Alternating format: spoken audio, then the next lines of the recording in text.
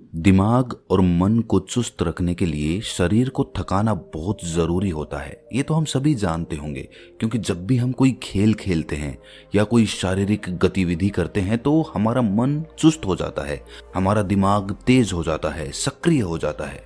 लेकिन इसके अलावा क्या क्या तरीके हो सकते हैं जो हमारे मन और हमारे दिमाग को चुस्त कर देते हैं?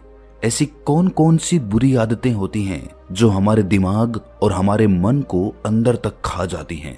हमारा दिमाग हमेशा थका थका महसूस करता है। तो आज की इस कहानी में हम इन्हीं बुरी आदतों के बारे में जानेंगे और साथ ही वो आदतें भी जानेंगे जिनसे हम अपने मन और अपने दिमाग को हमेशा के लिए चुस्त और सक्रिय बना सकते हैं। एक बार एक पिता अपने नौजवान बेटे को अपने साथ लेकर एक गुरु के आश्रम में पहुंचा। नौजवान युवक की चाल ढाल से ये प्रतीत हो रहा था कि ये बहुत दिनों से थका हुआ है। उसके चेहरे पर उदासी के भाव थे। उसकी आंखों के नीचे काले घेरे बन चुके थे। उसके ज्यादातर बाल या तो झड़ चुके थे या फिर सफेद हो चुके थे। उसे देखने पर ही ऐसा प्रतीत होता था कि पूरी दुनिया की चिंता इसी के सर पर है। आश्रम के बगीचे को पार करते हुए वो पिता अपने बेटे को लेकर उस गुरु के पास पहुंचा। उस नौजवान युवक को देखते ही गुरु ने पूछा कि इस बच्चे की ऐसी हालत क्यों है? क्या इसे कोई सदमा पहुंचा है? क्या इसे कोई तकलीफ या कोई शारीरिक बीमारी है? आखिर कारण क्या है? यह नौजवान है लेकिन ये अपनी उम्र से बहुत ज्यादा लग रहा है। उस नौजवान युवक के पिता ने गुरु को प्रणाम करते हुए बताया कि गुरुजी, यही तो मेरी चिंता का विषय है। इसे कोई दुख नहीं है, कोई सदमा नहीं पहुंचा और ना ही इसे कोई शारीरिक बीमारी है। लेकिन इसके बावजूद सारी सुख सुविधाएं इसके पास होते हुए भी ये हमेशा थका थका रहता है। किसी काम में इसका मन नहीं लगता। अगर ऐसा ही चलता रहा तो भविष्य में इसे कोई शारीरिक बीमारी जरूर हो जाएगी। इसीलिए इसे मैं आपके पास लेकर आया हूं। कृपया करके कुछ तरीका बताएं जिससे ये अपने जीवन को पूरी मस्ती के साथ जीना सीख जाए। हमें इससे कुछ भी नहीं चाहिए। हम चाहते हैं कि बस ये अपना जीवन अच्छे तरीके से जिए। गुरु ने उस युवक को समझाते हुए कहा कि इंसान जाने अनजाने अपने जीवन में कुछ ऐसी आदतें पाल लेता है जो उसके मन को थका देती है, उसके शरीर में आलस्य भर देती हैं। इसके बाद वो चाहकर भी किसी काम में मन नहीं लगा पाता। सबसे पहली आदत तो एक बच्चे को उसके माँ बाप से मिलती है। जब माता पिता अपने बच्चे की सारी इच्छाएं पूरी करते जाते हैं, उसे कोई कमी महसूस नहीं होने देते, तो धीरे धीरे बच्चे को लगने लगता है कि मेरे पास तो सारी चीजें हैं, मुझे कुछ करने की जरूरत ही क्या है। हद से ज्यादा माँ बाप का प्यार एक बच्चे को बिगाड़ देता है। अपने बच्चे से प्यार करो, उसकी इच्छाएं पूरी करो, लेकिन उसे ये भी एहसास कराओ कि जिंदगी में बिना कुछ मेहनत के कुछ भी नहीं मिलता। इसीलिए उसकी सारी इच्छाएं पूरी मत करो, कुछ इच्छाएं अधूरी छोड़ दो, ताकि उसे ये पता रहे कि जिंदगी में कुछ पाना भी होता है, सब कुछ करा कराया नहीं मिलता। दूसरी बड़ी आदत जो एक मन को थका थका सा महसूस कराती रहती है, वो है हद से ज्यादा मोबाइल फोन का इस्तेमाल। गुरु ने अपनी बात समझाते हुए कहा कि विज्ञान दो धारी तलवार की तरह होता है। हम उसे अपनी उन्नति के लिए भी इस्तेमाल कर सकते हैं और अपनी बर्बादी के लिए भी इस्तेमाल कर सकते हैं। उदाहरण के लिए एक चाकू सब्जी काटने के लिए भी इस्तेमाल हो सकता है और दूसरों का गला काटने के लिए भी। उसी तरह से मोबाइल फोन का भी इस्तेमाल किया जा सकता है। उसमें आप चाहें तो अपनी उन्नति के लिए वो सारी चीजें देख सकते हैं जो एक इंसान को अपना काम करने में उसकी सहायता कर सकती हैं, या फिर आप बेफिजूल की चीजें देखते हुए अपना सारा समय मोबाइल फोन को देखते हुए बर्बाद कर सकते हैं। आपने कभी ख्याल किया हो कि जब भी आप अपना मोबाइल फोन इस्तेमाल करते हैं तो आपको पता भी नहीं होता कि आप क्या देखने के लिए मोबाइल फोन का इस्तेमाल कर रहे हैं। आपके सामने जो कुछ आता जाता है आप उसे ही देखते जाते हैं और यही आपके समय को बर्बाद करता चला जाता है। आखिर में आप पाते हैं कि आपका दिमाग और आपका मन पूरी तरह से थक चुका है। इसीलिए मोबाइल फोन का इस्तेमाल सीमित समय के लिए ही करें। मनोरंजन के लिए दूसरे विकल्प चुनें। कोई खेल खेलें जिससे आपकी शारीरिक गतिविधियां हों, जिससे आपका शरीर थके, जिससे कि आपका मन चुस्त रह सके।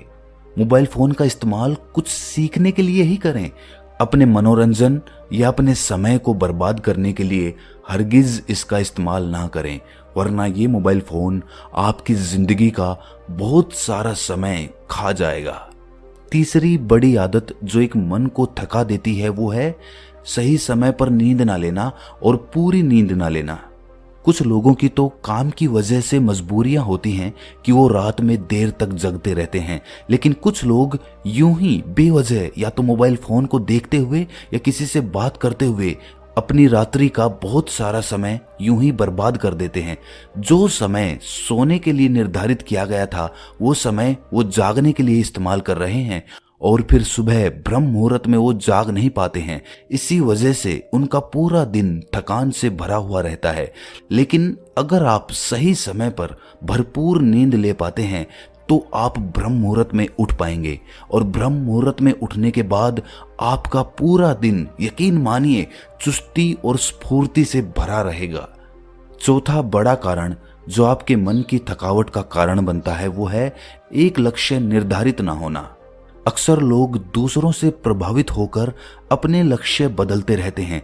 अगर किसी दूसरे आदमी ने किसी काम में सफलता हासिल कर ली तो हम भी उसी काम को करने के पीछे दौड़ने लगते हैं। हम ये भूल जाते हैं कि हमारा हुनर कुछ अलग है और जब आप दूसरों से प्रभावित होकर कोई काम करने लगते हैं तो आपको उसमें सफलता नहीं मिलती और कुछ समय बाद आप निराश हो जाते हैं। ऐसे ही 2-4 कार्यों में असफल होने के बाद आदमी को लगता है कि मेरे अंदर कुछ भी हुनर नहीं है, मैं किसी काम के लिए नहीं बना, और उसके बाद उसका किसी काम को करने में दिल नहीं लगता। अगर कोई आदमी अपनी रुचि और अपने हुनर के हिसाब से अपना लक्ष्य निर्धारित करता है तो वो जीवन में कभी भी नहीं थकेगा। वो काम उसके लिए मजा बन जाएगा, उसके लिए ध्यान बन जाएगा और वो उस काम को बड़ी स्फूर्ति के साथ जीवन भर करता रह सकता है। गुरु ने 5वीं बड़ी आदत के बारे में चर्चा करते हुए बताया कि जब इंसान सस्ते मनोरंजन ढूंढ लेता है तो भी उसका मन थका थका महसूस करने लगता है। सस्ते मनोरंजन जैसे कि मोबाइल फोन्स, काम वासना इत्यादि, जब भी आदमी इनकी गिरफ्त में आता है और शारीरिक गतिविधियां छोड़ देता है, शारीरिक मनोरंजन छोड़ देता है, शारीरिक मनोरंजन यानी कि कोई खेल जिससे हमारे शरीर में से पसीना निकले, हमारी ग्रंथियां फिर से जाग उठें, चुस्त हो जाएं, इसीलिए सस्ते मनोरंजन की बजाय ऐसे मनोरंजन चुने जिसमें आपको शारीरिक श्रम करना पड़े। छठी बड़ी आदत के बारे में जिक्र करते हुए गुरु ने बताया कि जो इंसान दूसरे की उन्नति से जलता है, ईर्ष्या करता है, वो इंसान अपने आप का अंदर से पतन कर लेता है। किसी करीबी इंसान को कामयाब होते देख या तो हम उससे प्रेरणा ले सकते हैं या फिर उससे जलन पैदा कर सकते हैं। ये हमारे ऊपर निर्भर करता है। इसीलिए दूसरों से जलने की बजाय उनसे प्रेरणा लेना सीखें। प्रेरणा लेकर उनसे भी अच्छा काम करने के लिए खुद को प्रेरित करते रहें। जले मत, ईर्ष्या मत करें। ईर्ष्या मन का घाव होता है जो हमारे मन को अंदर से खा जाता है। 7वीं बड़ी आदत जो हमारे मन को, हमारे दिमाग को निचोड़ कर रख देती है वो है हमारे खाने पीने की आदत। आजकल लोग ऐसी ऐसी चीजें खाते हैं जो हमारे शरीर के लिए बिल्कुल भी लाभदायक नहीं होती हैं। ज्यादा तला हुआ खाना, बाजारू खाना हमारे शरीर को फायदा पहुंचाने की बजाय नुकसान पहुंचाती हैं। सिर्फ अपनी जीभ के स्वाद के लिए आप अपने शरीर को कुर्बान कर रहे हैं और अगर आपका शरीर एक बार अस्वस्थ हो गया तो आपका मन और आपका दिमाग हमेशा हमेशा के लिए थका थका महसूस करते रहेंगे। इसीलिए अन्न खाएं, फल खाएं, हरी हरी सब्जियां खाएं। खाने के लिए इतनी सारी चीजें हैं तो सिर्फ अपनी जीभ के 2 मिनट के स्वाद के लिए हम अपने शरीर को अस्वस्थ करने पर क्यों तुले हुए हैं? जरा सोचिए। अच्छा खाना खाएं, स्फूर्ति में भरे रहें, चुस्ती में भरे रहें। आखिरी बड़ी आदत के बारे में चर्चा करते हुए गुरु ने बताया कि जो लोग अपने भविष्य या फिर अपने अतीत में अटके होते हैं वो लोग आज में कभी भी नहीं जी पाते हैं और जीवन तो आज में जीने का नाम है। कल को अगर कुछ बुरा हो जाता है, कुछ भी गलत हो सकता है, आपकी जान भी जा सकती है, तो आप ये नहीं सोचेंगे कि मेरे साथ ऐसा क्यों हुआ। आपको वो पल याद आएंगे, जो आपको जीने के लिए मिले थे, जो आपने गंवा दिए, ऐसे ही बर्बाद कर दिए चिंता में, फिक्र में। और वो फिक्र किसी काम की नहीं थी, क्योंकि किसी पल भी कुछ भी हो सकता है। चाहे हम कितनी भी योजनाएं कर लें, चाहे अतीत के बारे में कितना भी सोच लें, हम उसे बदल नहीं सकते हैं। और जिस चीज को हम बदल नहीं सकते हैं, जो हमारे हाथ में ही नहीं है, उसके बारे में सोच सोच कर हम अपने आप को क्यों बर्बाद कर रहे हैं। हमारे हाथ में है कुछ पल, आज के कुछ पल, अभी के कुछ पल, जिनको हम जी सकते हैं या फिर उनको चिंताओं में बर्बाद कर सकते हैं। वर्तमान में जीने का नाम ही जिंदगी है। और अगर आपने वर्तमान में जीने की आदत डाल ली, तो आपका मन इतना स्फूर्ति और इतनी ताजगी के साथ भर जाएगा। वो दुनिया आपको दिखेगी जिसकी आपने कभी कल्पना भी नहीं की होगी, सिर्फ